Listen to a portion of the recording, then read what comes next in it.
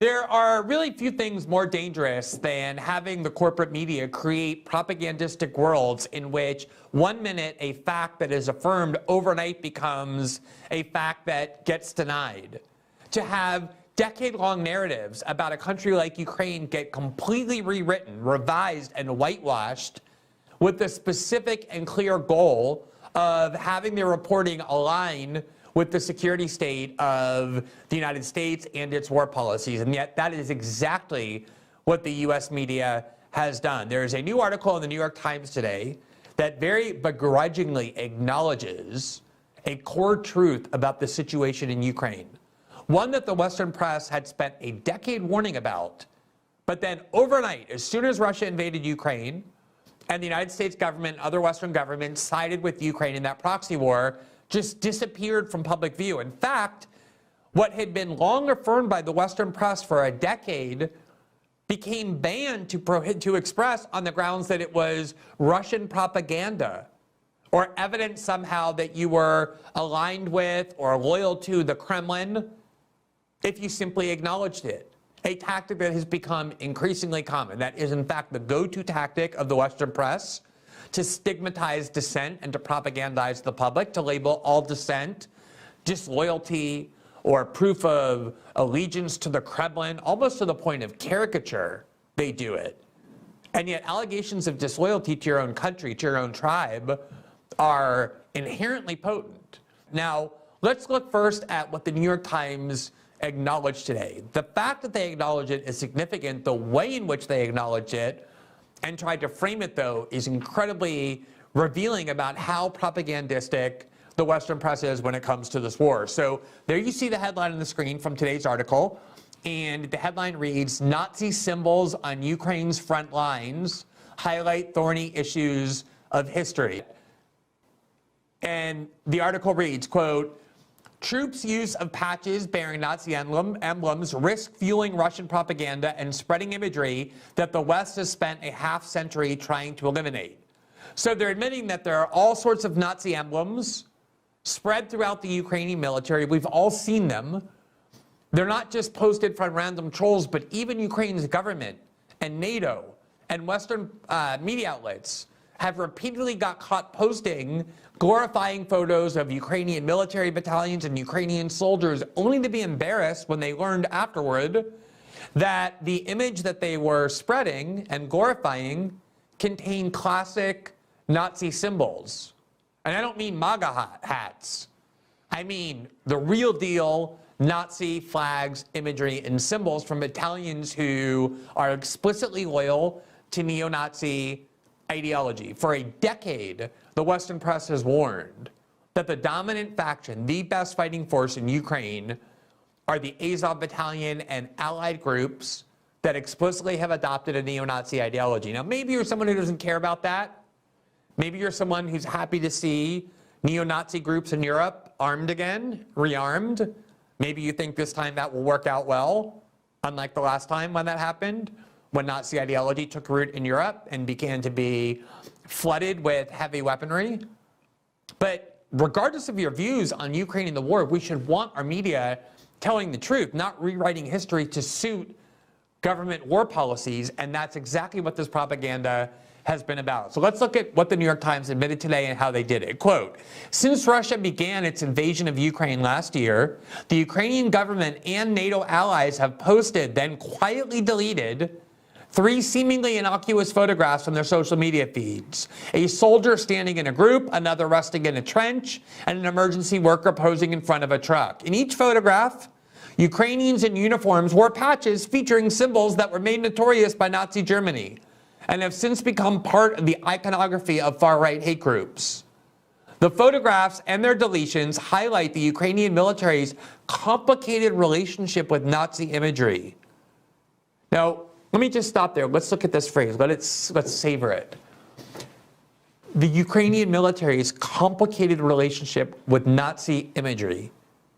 Do you think that if it came to any other group on this planet, especially one the New York Times was seeking to vilify instead of glorify, that they would describe that group's relationship with Nazi imagery as complicated? we generally don't regard an embrace of Nazi symbols and Nazi flags and Nazi mottos and Nazi slogans and Nazi ideologies as complicated. In fact, it's one of the most simple things there is when it comes to not only a moral framework, but a geostrategic one.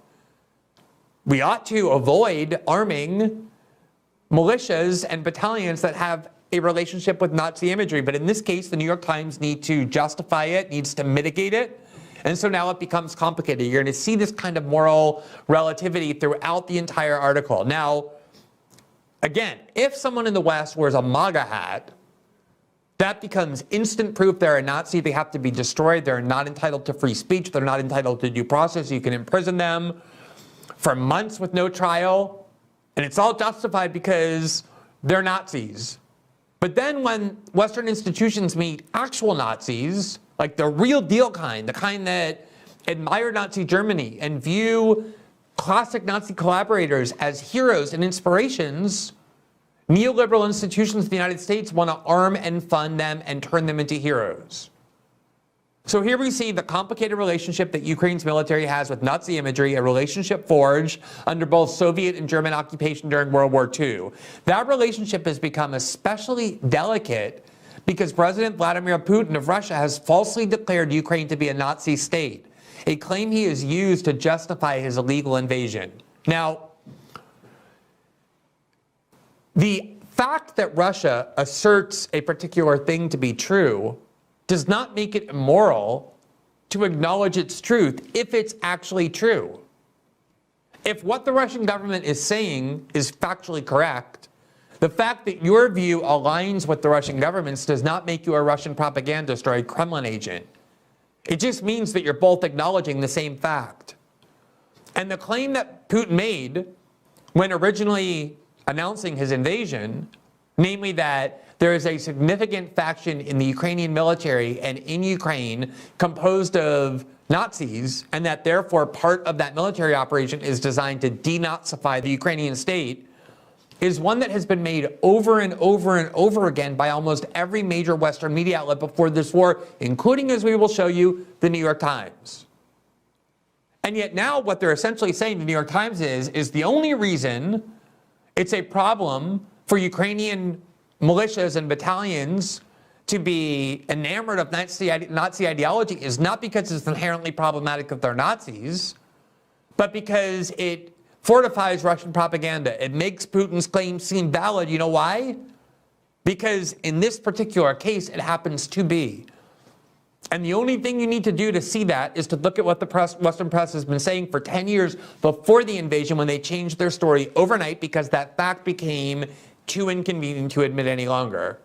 The Times goes on, quote, "The iconography of these groups, including a skull and crossbones patch worn by concentration camp guards and a symbol known as the Black Sun, now appears with some regularity on the uniforms of soldiers fighting on the front line, including soldiers who say the imagery symbolizes Ukrainian sovereignty and pride, not Nazism."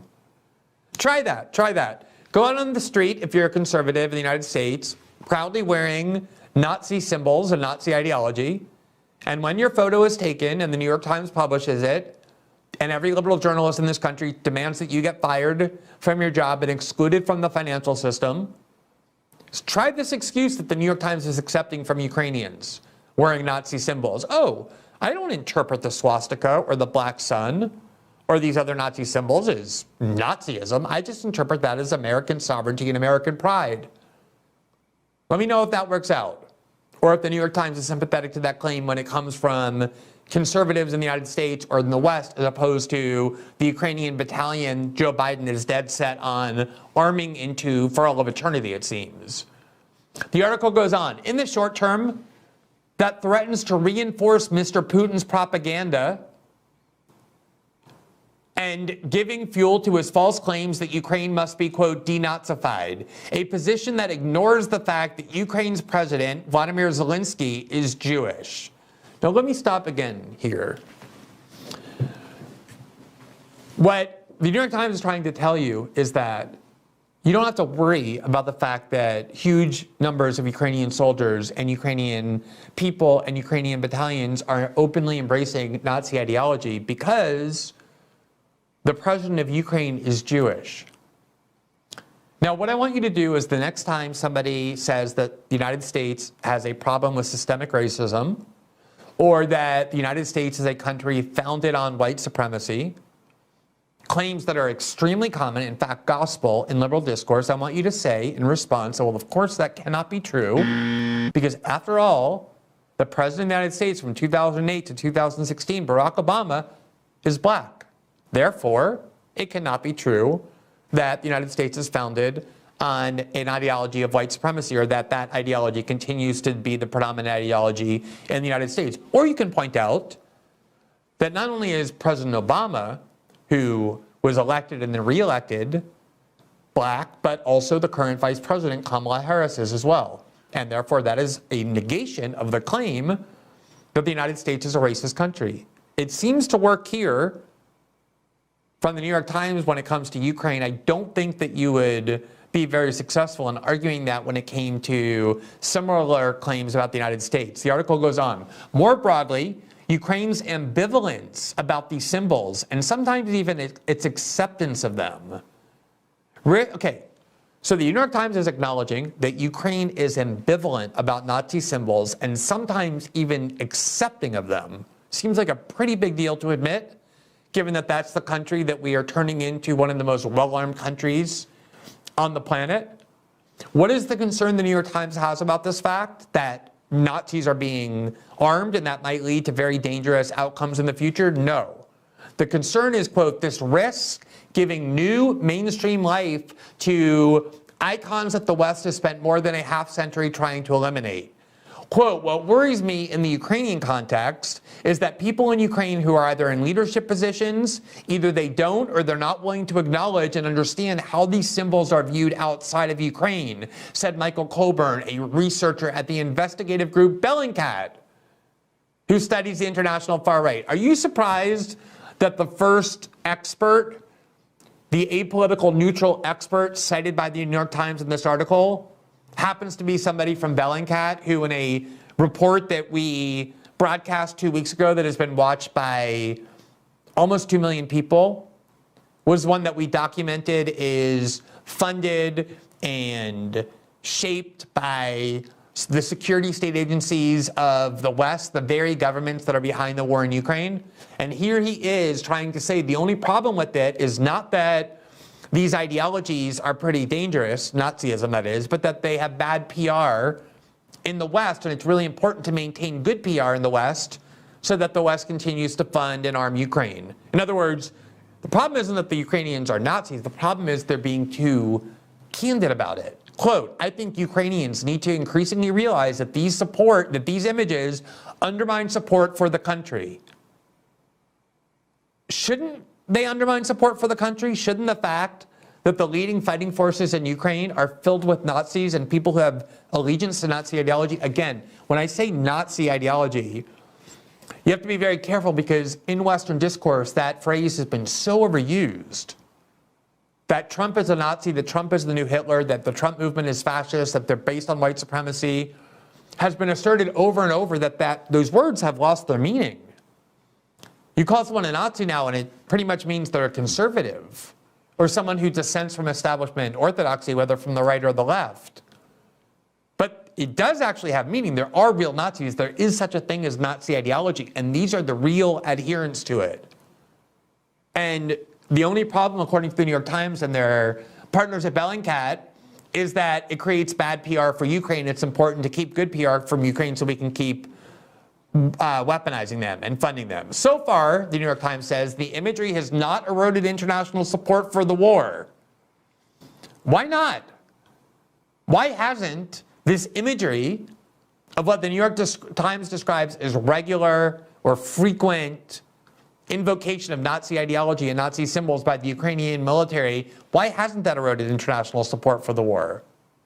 I should also point out that by international support for the war, the New York Times basically means the United States, Great Britain, and several Western European allies. Not very much beyond that.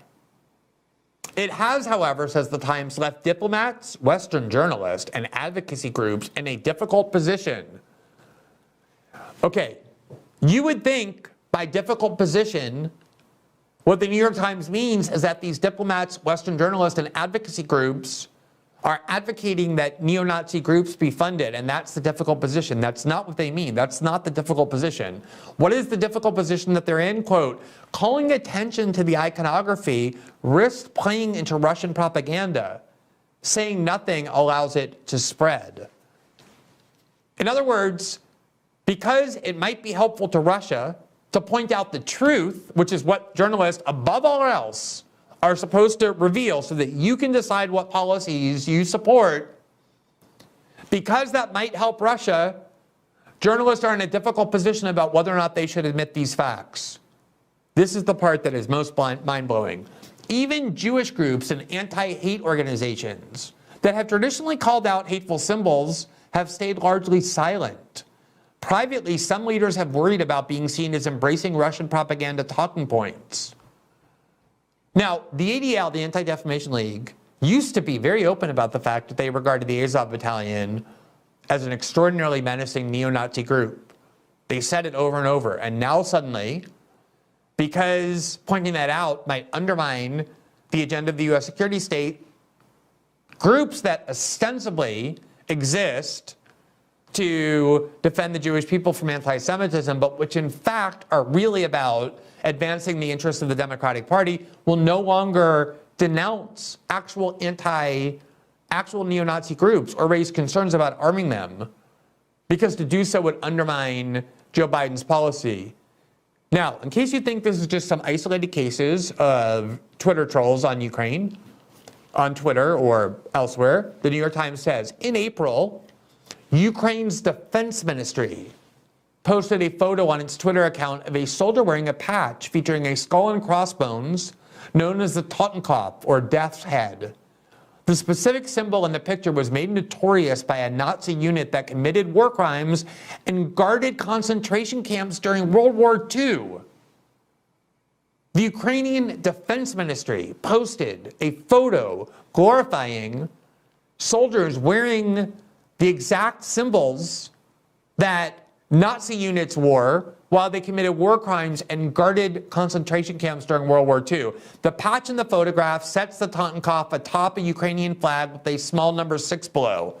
That patch is the official merchandise of Death in June, a British neo-folk band that the Southern Poverty Law Center has said produces, quote, hate speech that exploits themes and images of fascism and Nazism. So you see all the ingredients for what normally gets people destroyed are all present. Now, here's the tweet from the Defense Ministry of Ukraine, and there you see the photo with, unfortunately, what happened to be Nazi imagery, Nazi symbols, the Totenkopf specifically. They ended up deleting it because it's kind of embarrassing that Nazi ideology and Nazi symbols are so pervasive in the Ukrainian military, the military that the United States government with your money is funding and weaponizing and arming, that they don't seem to be able to find photos of soldiers that don't have them.